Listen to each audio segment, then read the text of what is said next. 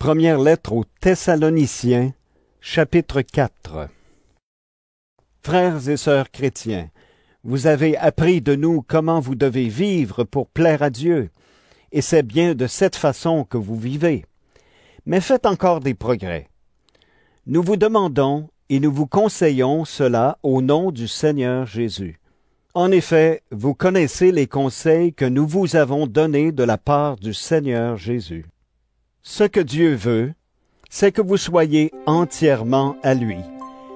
N'ayez pas une vie immorale. Chacun de vous doit bien choisir sa femme pour mener une vie digne de respect qui plaît à Dieu.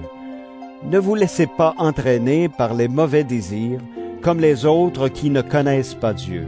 À ce sujet, personne ne doit faire de tort à sa sœur ou à son frère chrétien, ni les tromper.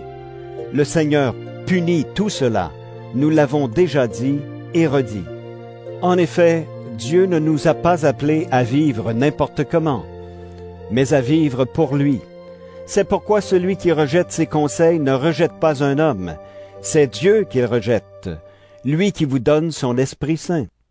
D'autre part, vous n'avez pas besoin qu'on vous écrive sur l'amour entre frères et sœurs chrétiens. Vous avez vous-même appris de Dieu à vous aimer les uns les autres. D'ailleurs, c'est ce que vous faites envers tous les chrétiens dans toute la Macédoine, mais nous vous encourageons à faire encore des progrès. Cherchez à vivre en paix, occupez-vous de vos affaires, travaillez de vos mains comme nous vous l'avons demandé.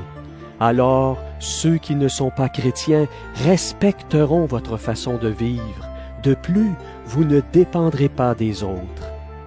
Frères et sœurs, nous voulons vous faire connaître la vérité au sujet des morts. Ainsi vous ne serez pas tristes comme les autres qui n'ont aucune espérance. Nous croyons que Jésus est mort et qu'il s'est relevé de la mort. Donc, de la même façon, ceux qui sont morts avec Jésus en croyant en lui, Dieu les réunira à Jésus. Oui, voici ce que nous disons, d'après une parole du Seigneur.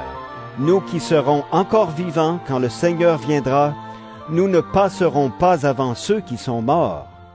On entendra un signal, la voix du chef des anges, le son de la trompette de Dieu. Alors le Seigneur lui-même descendra du ciel. Ceux qui sont morts en croyant au Christ se relèveront de la mort les premiers. Ensuite, nous qui serons encore vivants, nous serons emportés ensemble avec eux sur les nuages, en montant vers le Seigneur pour le rencontrer. Et ainsi, nous serons avec le Seigneur pour toujours. Alors, encouragez-vous les uns les autres avec ces paroles.